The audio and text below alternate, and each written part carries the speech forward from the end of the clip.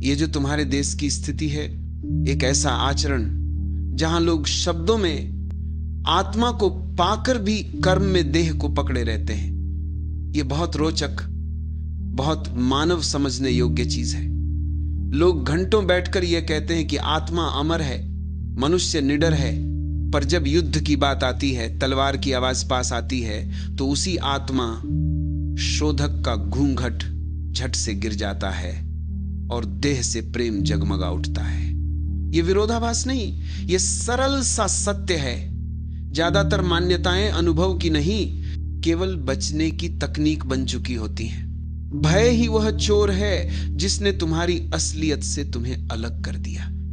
भय कहता है तुम जियो, चाहे गुलामी में ही क्यों न हो, और मन कहता है मैं जीऊंगा, मौत से डरते हुए जीऊंगा। यही भय बनता है गुलामी का इंजीनियर। याद रखो, गुलामी सिर्फ बंदिश नहीं, एक समझौता है। ठीक है, वे मुझे डराते हैं, मैं उनके आगे झुक जाऊंगा, पर मेरे प्राण बचेंगे। अगर सच्ची आध्यात्मिकता होती, वह देह की परवाह नहीं करती। वह कहती तुम मोल नहीं कर सकते। पर यहां तो मान्यता केवल शब्दों तक सीमित रह जाती है।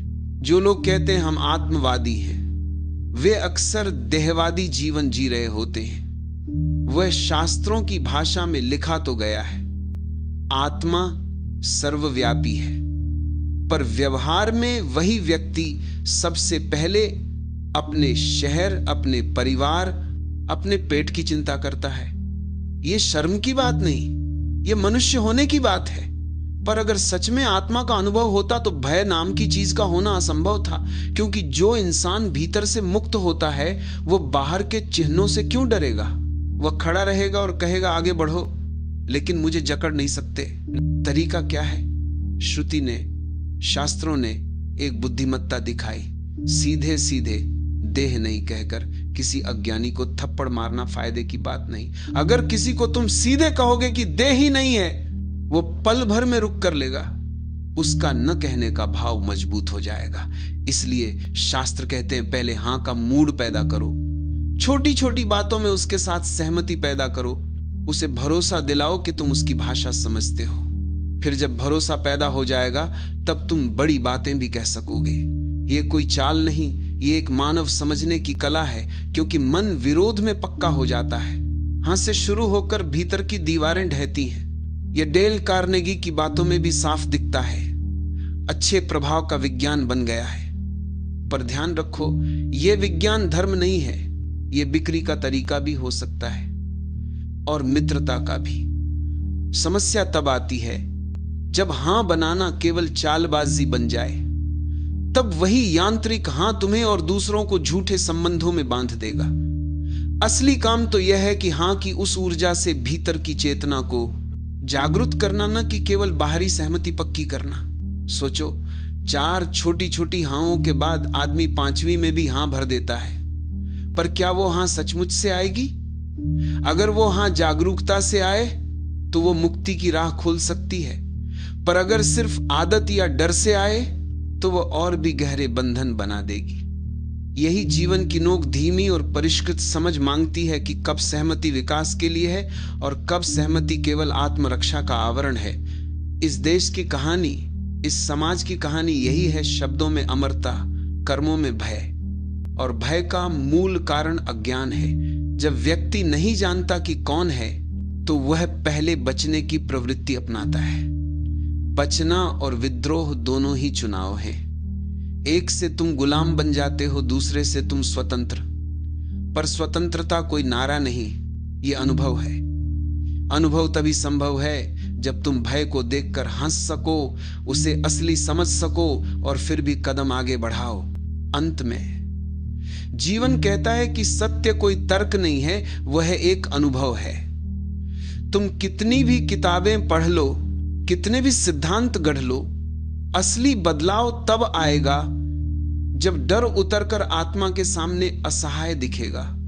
तब समझना कि आत्मा का भरोसा केवल शब्दों में नहीं, कर्मों में भी होना चाहिए। तब आदमी सचमुच खड़ा होगा, बिना किसी गुलामी के चक्रव्यूह में फंसे।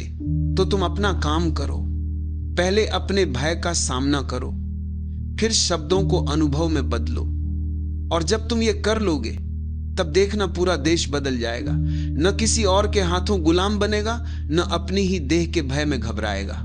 डेल कार्नेगी का वह किस्सा सुनो, बड़ी सूक्ष्मता और देखभाल की कला है। एक बूढ़ी औरत को प्रभावित करना कोई सीधा सा काम नहीं था। उसके घर तक पहुंचना ही मुश्किल था, क्योंकि उसका मन, उसकी आदतें और उसकी धारणा आग की दीवार की तरह थी। किसी एजेंट को भीतर घुसने नहीं देते। वह 80 की विधवा, हां, पर धन दौलत में संपन्न और इंश्योरेंस जैसे शब्द उसके लिए जहर थे। ऐसे मन को जबरदस्ती नहीं बदला जा सकता। उसे मनाने के लिए पहले उसे जीने दो, उसके साथ जीना सीखो। कार्नेगी ने शक्ति नहीं, ध्यान लगाया। सब कुछ पता लगाकर उसने सुबह सुबह उसी दीवार के पास घूमना शुरू किया। जब घर में सब शांत रहता था, वह जानता था कि जब आदमी अकेला हो तब वो सच बोलता है, और सुबह का समय सच को सुनने के लिए अनुकूल होता है। वो बगीचे की दीवार के पास खड़ा रहा, फूलों को देखा, फूलों की भाषा समझने की कोशिश की, और जब बूढ़ी आई तो उसने फूलों पर कुछ कहा, सरल, सहज, बिना किसी हाट के। फूलों का प्रेमी बनने में कौन बुराई है?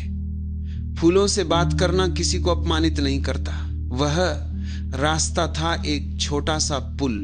उस दिन बूढ़ी ने उसे भीतर बुला लिया, और जब एक इंसान तुम्हें भीतर बुला ले तो उसके भीतर कुछ दरवाजे खोल दिए गए हैं। बगीचे में चलते चलते बूढ़ी ने हर फूल का नाम बताया, पंछियों की बातें बताई, अपने जीवन के छोटे छोटे किस्से सुनाए। वह झटपट बदल नहीं रही थी। हर सुबह वही नियम बना, रोज की छोटी छोटी मुलाकातों में एक हाँ बनता गया। चाय, नाश्ता, फिर बातें, धीरे धीरे एक रिश्ता, एक भरोसा पनपा। फिर जब समय आया तब कार्नेगी ने अपने असल इरादे को सामने रखा, पर वह झट से कहने वाला आदमी नहीं था। उसने इंश्योरेंस की बात तब उठाई जब उस बूढ़ी ने पहले ही उसके विषय में सम्मान और भरोसा दिखा दिया था। सीधे सीधे कहने से काम नहीं होता। मन की दीवारें क्षण भर में कड़ी हो जाती हैं, पर अगर आप पहले छोटी छोटी सहमतियों की एक धारा बना दे तो वही धारा बड़ी स्थितियों को भी बहाकर ले जा सकती है। और इस तरह 7वें दिन उसी बगीचे में वह बूढ़ी मान गई, हां कह दी। यह मामला केवल एक चालाक बिक्री की कथा नहीं है, यह मानव मन की गहरी समझ है। जब किसी पर तुम्हारा हाथ स्थापित हो जाता है तब उस पर आस्था जन्म लेती है। आस्था से भरोसा बनता है। भरोसे के अंदर जो बात कही जाती है उसे न कहना कठिन हो जाता है। यह हाथ पकड़कर पूरा हाथ पकड़ने जैसा है, धीरे धीरे, कोमलता से, बिना जबरदस्ती के। और यह वही तरीका है जो श्रुति अपनाती है, अज्ञानियों से सीधे कहकर कि सब कुछ मिथ्या है, कोई लाभ नहीं होता। अगर तुम किसी को चौंका कर कह दोगे कि दुनिया नहीं है, देह नहीं है, तुम कुछ नहीं हो, तो वह बंद दरवाजा पीछे कर लेगा।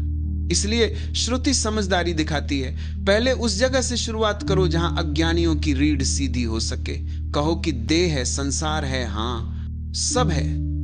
इस छोटी सी सहमति से उनका दिल स्थापित हो जाता है। वे आश्वस्त बैठते हैं और सुनने के लिए खुल जाते हैं। ज्ञानी का अनुभव हो सकता है कि हर चीज भ्रम है, पर उस अनुभव को सीधे भिड़ाकर अगर सामने वाले के मुंह पर पटक दिया जाए तो रिश्ता खत्म हो जाता है। इसलिए ज्ञानी नरमाई से कहता है, तुम जितने तक सही हो, ठीक हो, तुम्हारी पकड़ में जो सच है वही पकड़ कर रखो, पर जो भूल है वह इतनी नहीं कि सब कुछ फोड़ दे, केवल इतनी कि तुम देह को आत्मा समझ बैठे हो।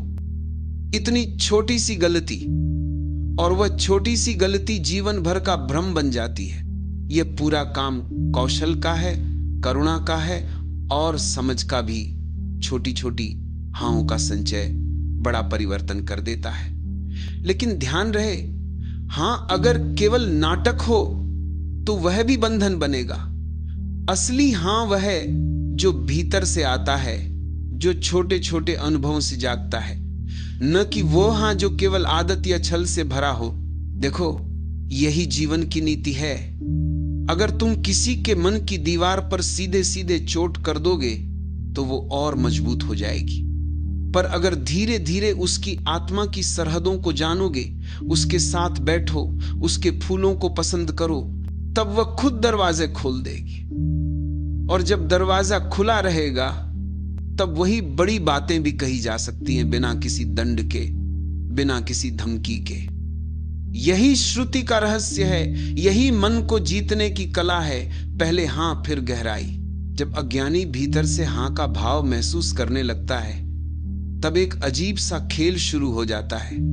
वह कहने लगता है, हां मैं भी काफी हद तक ठीक हूं, बस एक छोटी सी गलती है कि मैंने शरीर को आत्मा समझ लिया, और यह छोटी सी गलती ही सारा भुलावा बना देती है। फिर भी अज्ञानी के भीतर एक तर्क जागता है, शरीर तो दुख देता ही है, समाप्त भी हो जाता है। हो सकता है कि जो मैं नहीं हूं उसका पता चल जाए तो अमरत्व का स्वाद भी मिल जाए। इस लोभ में वह एक बार चल पड़ता है। ज्ञानी कहता है, उस आत्मा को जान लेना परम आनंद है। यह शब्द अज्ञानी के अंदर लोभ जगा देता है। लोभ ही उसे खींचकर वहीं लेकर आता है जहां से यात्रा आरंभ होती है। पर जो यात्रा है वह सरल नहीं। जैसे जैसे कदम आगे बढ़ते हैं वैसे वैसे पहले जिन बातों पर तुमने हां भरी थी, देह है, संसार है, वे धुंधले पड़ने लगते हैं। वे मिटते नहीं, वे आकार बदल लेते हैं। और जितना गहराई में उतरोगे उतनी अधिक शर्तें ज्ञानी तुम्हारे लिए रखता है। यह मजेदार विरोधाभास है। वही ज्ञानी जिसने आनंद का लोभ जगाया था अब कहता है, लोभ छोड़ दो, आनंद मांगना छोड़ दो। पर अज्ञानी तो लोभ से ही निकला था, वह लोभ के कारण ही आया था, और अब उसे लोभ छोड़ने का आदेश मिलता है। यह पथ एक प्रकार का जाल है जहां तुम सामने देखो तो कहीं ठहरने का रास्ता नहीं मिलता। आपने जो जाना वह अब अनजान नहीं हो सकता। ज्ञान का पता मिलते ही वापसी असंभव हो जाती है। पिछली स्थिति जहां सब कुछ स्पष्ट और पकड़ा हुआ था वह अब धुंधली लगने लगती है। बीच में अटकना सबसे भारी दुख है। पीछे लौटना आसान नहीं और आगे बढ़ना भी कठिन। इसलिए ज्ञानी शर्तों की लंबी सूची दे देता है। लोभ छोड़ दो, इच्छा छोड़ दो, अपेक्षा ही न रखो। और अज्ञानी जो उम्मीद में निकला था, खुशियों की तलाश में, अमृत की आशा में, वह अब उन्हीं चीजों को त्यागने के लिए मजबूर है जिनकी वजह से वो चला था। सोचो यह कैसा द्वंद्व है। पहले वो सुख दिखाया गया, फिर कहा गया उस सुख को छोड़ दो। तुम जहां थे वो बांधन था पर स्पष्ट था। तुम आगे बढ़ोगे तो असमान्यता का दर्द होगा। जो हाथ में था वह छूटता है, और जो मिलने की उम्मीद थी वह अब पानी सा फिसलता हुआ लगता है। और अब ज्ञानी कहता है, आशा भी छोड़ दो, मिलने की चाह भी नहीं रखो, तभी कुछ सूझेगा। फिर अज्ञानी खुद को एक गहरे विराम में पाता है। ये हर इंच पर होती हुई सफाई है। एक एक करके तुम्हारे गलत मुंह तोड़ दिए जाते हैं, और हर टूटन के साथ तुम थोड़ा सा और भी खाली होते जा रहे हो। खालीपन जो पहले सुनाया जाता था अब भीतर से सच बनता जा रहा है। यदि किसी ने तुमसे पहले कहा होता कि मैं तुम्हें ऐसे ले जाऊंगा तो तुम शायद मानते ही नहीं। इसलिए कहते हैं कि यह रास्ता वैसा है कि जो भीतर चली गया वो पीछे लौटकर घर के पिछवाड़े में हर रोज वही चीजों का आनंद नहीं ले सकता। और बुद्ध ने जहां कड़वा सच बहुत स्पष्ट कह दिया, वह सत्यता लोगों के लिए इतनी कटु थी कि वह टिक नहीं पाई बड़ी संख्या में। बुद्ध ने सीधे सीधे तीर चलाया, पर अज्ञानी पर जिस तरह की कुशलता से वार करना चाहिए था वो बुद्ध ने नहीं अपनाई। उसके सरल शब्दों में जो कठोरता थी उसने लोगों को झट से पीछे धकेल दिया। लोग सहमति नहीं दे पाए और इसीलिए वह रास्ता जनजीवन में गहराई तक जड़ें नहीं जमा पाया। ये समझो, ज्ञान का प्रकाश जब अचानक गिरता है तो कई लोगों की छतें भरभरा कर गिर जाती हैं। इसलिए शास्त्र ने कला सीखी, पहले छोटे छोटे हां की धारा बनाओ, जिस पर भरोसा हो वही आगे बढ़ेगा।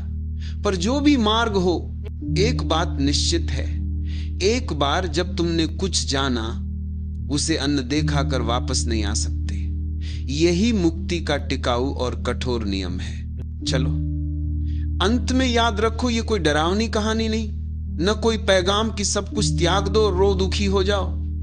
ये तो बस बताने की कोशिश है कि यात्रा कठिन है और न लौट पाने की तथ्यात्मकता उसके साथ जुड़ी रहती है। इसलिए अगर तुम सच में निकल रहे हो तो पूरी तरह निकलो। आधी राह में पांव घसीटने की कोशिश मत करो। तुम्हें वो मार्ग अंदर तक पार करना होगा जहां जो बीते उसने पुनः वापस आने की कोई अनुमति नहीं छोड़ी होती। सोचो, बुद्ध किसी ब्राह्मण परिवार के पुत्र नहीं थे। ब्राह्मणों का काम ही सदियों से रहता आया है। ज्ञान का धंधा, शब्दों की माया, लोगों को समझाने मनाने की कला। वे जानते हैं कहां से बात खोलनी है, किस श्लोक की चाशनी से जीभ को मीठा कर देना है। पर बुद्ध उस दुकान के मालिक नहीं थे। वो एक नई दुकान के दुकानदार थे जिसके पास न तो पुरानी चालाकी थी न पुराने नुस्खे। इसलिए जब किसी ने उनसे सीधा सीधा पूछा, मुझे आत्मा चाहिए, उसे कहां पाऊं, तो बुद्ध ने बेझिझक कहा, आत्मा ही नहीं है। और वह आदमी पीछे मुड़ गया। उसकी उम्मीदों की नींव कैद में टूट गई। ये बात समझो, ब्राह्मणता एक कला है। लोगों का मन कैसे पकड़ा जाए, कैसे विश्वास बंधाया जाए, कब हां भरवाई जाए, ये सब उन्होंने सनातन काल से सिखा रखा है। बुद्ध ने उस कला को नहीं अपनाया। वे सीधे बोल गए और सच्चाई का सीधा वार उस पर गिरा जो लोभ और आराम से बंधा था। आदमी आया, पूछा, मोक्ष में क्या आनंद है? बुद्ध कहे, आनंद? कहां आनंद? जहां आनंद का पता चलता है वहां दुख का भी पता चलता है, क्योंकि सुख और दुख एक ही सिक्के के दो पहलू हैं। एक के होने से दूसरे का अस्तित्व भी बचता है। इसलिए बुद्ध कह देते हैं, वहां ना आनंद है न मोक्ष जैसा तुम समझते हो। इसमें एक बड़ा कठोरपन है, पर यह कठोरता व्यर्थ नहीं। वो एक दर्पण है जो तुम्हें तुम्हारे चेहरे से झूठ उतार देता है। लोग जो सुनते ही हैं, अरे थोड़ी सी खुशी तो अभी है ना, और बुद्ध कहते हैं वही क्षणभंगुर सुख भी नहीं है, न शाश्वत सुख है, न कोई स्थायी आनंद। इसलिए जो इंसान आधे आधे भरोसे पर जी रहा था, वो अपना आधा रोटी भी छोड़ने को तैयार नहीं है। उसे लगता है हाथ की आधी रोटी तो पकड़ ले, फिर देखूंगा। पर बुद्ध कहता है, तुम उस आधी रोटी को भी पकड़ते हुए आकाश की पूर्ण रोटी का लालच कर रहे हो, और वही लालच तुम्हें असली रोटी से दूर रखता है। यहां असली समस्या यह नहीं कि बुद्ध झूठ बोल गए थे। समस्या यह है कि जिसने मार्ग की शुरुआत की, उसके लिए मार्ग की कठिनाई इतनी सीधी और साची थी कि लोग सहन नहीं कर पाए। सीधे शब्दों से सच्चाई बताना बहुत अच्छा है, पर वो हर किसी के लिए नहीं है, क्योंकि जो मन अभी तक सुरक्षा और संतोष की दीवारें बनाए बैठा है, उस पर पलटकर चीखा हुआ सच और भी कठोर बन जाता है। इसलिए बुद्ध का रास्ता जो स्पष्टता देता है, वही कारण बना कि वो व्यापक जन समर्थन में टिक न सका। और फिर ईश्वर का सवाल लोग पूछते हैं, ईश्वर मिलेगा? बुद्ध कहता है, कोई ईश्वर जैसा तुम सोचते हो नहीं। ये बात कटु है, पर इसमें छल नहीं। वह सीधे सीधे उस भ्रम को पकड़कर फोड़ देता है जो वर्षों से तुम्हें छुपा कर रखा था। यही कारण है कि अनेक लोग उस मार्ग से डरकर पलट गए, क्योंकि उन्होंने देखा कि जिस सुख और सुरक्षा को लेकर वे जी रहे थे, वो सब धुंधला हो गया। अंत में यही कहा जा सकता है कि बुद्ध ने सहजता से सच कहा, और वही सहजता ही उसकी ताकत भी, उसकी सीमा भी थी। वो जो सीधे सीधे बोल गया, वो इसी कारण कुछ लोगों के लिए बहुत बड़ा उपकार बन गया और कुछ के लिए असह्य त्रासद बन गया। जगत में कोई भी मार्ग सभी के लिए एक जैसा नहीं हो सकता, पर जो पढ़ना चाहता है, जिसने भीतर से पूछताछ जगाई है, उसे बुद्ध की आवाज भीतर तक पहुंच ही जानी है। चाहे वो राह कठिन हो या सरल, सच वही रहता है और वही तुम्हें अंततः खाली कर देता है ताकि कुछ नया जन्म ले सके।